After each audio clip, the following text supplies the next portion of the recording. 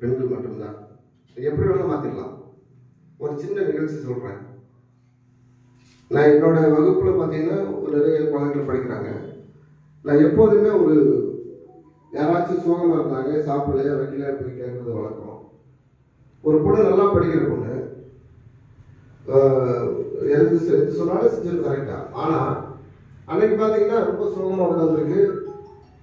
ஏமா படிக்கல அப்படின்னு கேட்டால் ஒன்றும் இல்லை சார், ஒன்றும் பிரச்சனை இல்லை சார் அப்படிங்குது.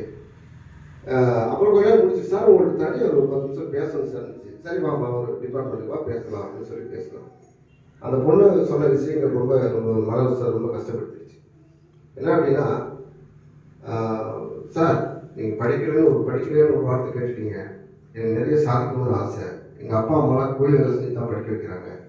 டெய்லி வேலைக்கு போனால் தான் சம்பளம். அப்படி சொல்ல நானும் படித்து பெரியாளணும்னு ஆசை சார். ஆனால் என் அப்பா புக்கை தூக்கி வீசிவிட்டு நீ பெரிய கலெக்டர் ஆக போறியான்னு சொல்லி திட்டுவார். டெய்லி தண்ணி அடிச்சுட்டு வந்து எங்கள் அம்மாவை அடிப்பார். அந்த அம்மாவை காப்பாற்றுறதா நான் காப்பாற்றிக்கிறதான்னு தெரியாத ரொம்ப கஷ்டப்பட்டு டெய்லி அழுது தான் சார் வந்திருக்கேன். இன்னைக்கு கூட நான் சாப்பிடல சார். இதுக்கு முன்னாடி 3 நாளைக்கு கூட மயக்கம் போட்டு என்னை கொண்டு போனீங்க. ஆனால் எனக்கு ஏதோ ஒரு இதுன்னு சொல்லி தான் கூட்டு போனீங்க. ஆனால் நான் சாப்பிடாம தான் சார் வந்தேன். அப்படியா, சரி. உங்கள் அப்பா அம்மா